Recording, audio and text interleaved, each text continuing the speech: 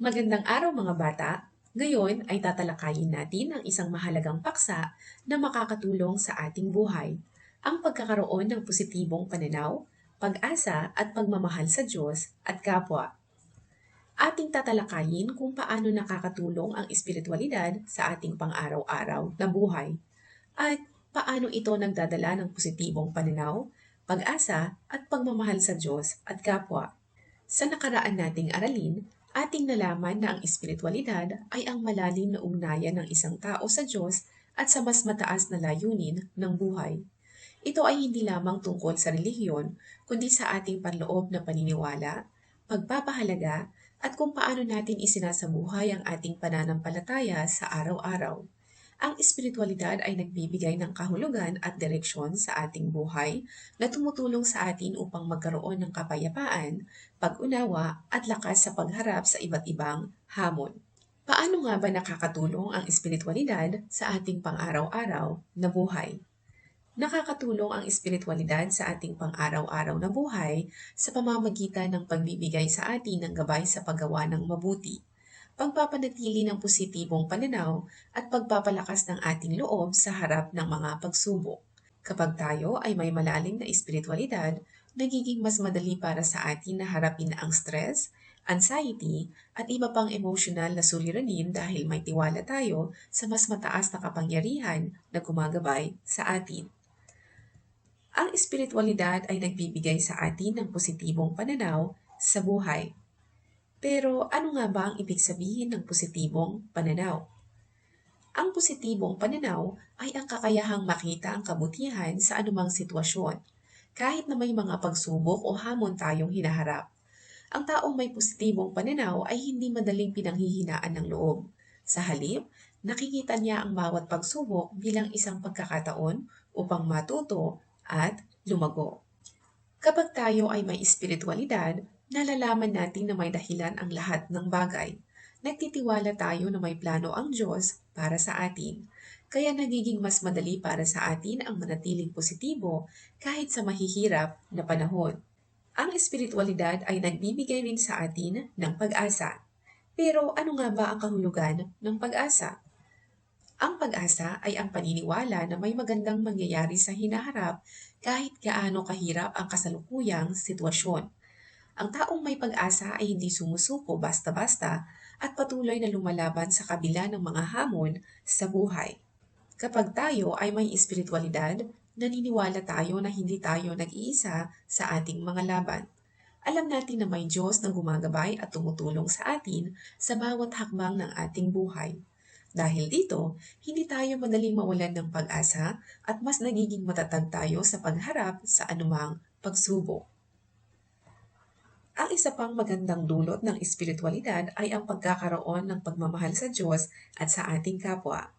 Ngunit bakit nga ba mahalaga ang pagmamahal? Ang pagmamahal ay isang mahalagang pundasyon ng ating buhay. Kapag tayo ay may espiritualidad, natututunan nating mahalin hindi lamang ang ating sarili, kundi pati ang iba. Natutunan natin ang kahalagahan ng pagiging mabuti, matulungin at maunawain sa ating kapwa. Ang pagmamahal sa Diyos ay nagpapalakas sa atin ng pananampalataya at nagpapalalim ng ating relasyon sa Kanya. Sa pamamagitan ng pagmamahal sa ating kapwa, ipinapakita natin ang kabutihan ng Diyos sa mundo. Kapag tayo ay may malasakit at pagmamahal sa iba, nagiging mas magaan at mas masaya ang ating buhay. Ngayon ay natutunan natin kung paano nakakatulong ang espiritualidad sa ating buhay. Ito ay nagdadala ng positibong pananaw, nagbibigay ng pag-asa, at nagtuturo sa atin ng pagmamahal sa Diyos at kapwa. Kaya mga mag-aaral, palaguin natin ang ating espiritualidad upang maging mas matatag, mas masaya, at mas makabuluhan ang ating buhay. Tandaan, ang tunay na espiritualidad ay hindi lamang paniniwala kundi isang buhay na isinasabuhay sa pamamagitan ng mabuting gawa at pagmamahal sa iba. Maraming salamat sa inyong pakikinig. Gawin ang tayahin at performance task. Ipakita ang mga kasagutan at output sa guro para sa pagwawasto at feedback. Para sa inyong tayahin, basahin ang bawat sitwasyon at sagutin kung tama o mali ang isinasaad nito.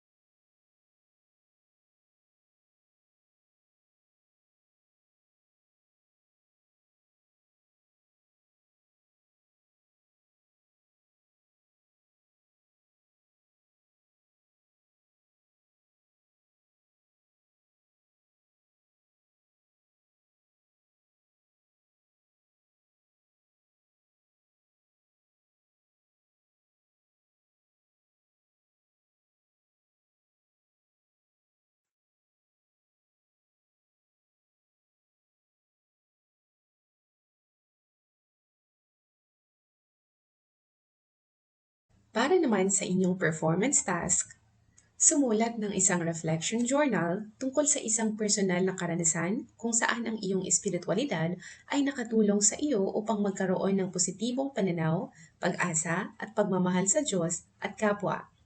Bigyan ng angkop na pamagat ang iyong journal na may kaugnayan sa espiritualidad at positibong pananaw. Sa unang talata, ilarawan ng isang karanasan sa iyong buhay kung saan nakaranas ka ng pagsubok o hamon. Ipaliwanag ang iyong naramdaman sa sitwasyong iyon. Para sa ikalawang talata, ipaliwanag kung paano nakatulong ang iyong espiritualidad upang magkaroon ka ng positibong pananaw at pag-asa sa kabila ng iyong sitwasyon. Para sa ikatlong talata, ilarawan kung paano mo ipinakita ang pagmamahal sa Diyos at sa iyong kapwa bilang bahagi ng iyong espiritualidad. At para sa ikaapat na talata o conclusion, ano ang iyong natutunan mula sa karanasang ito? Paano mo ito magagamit sa hinaharap? Narito ang halimbawa ng reflection journal.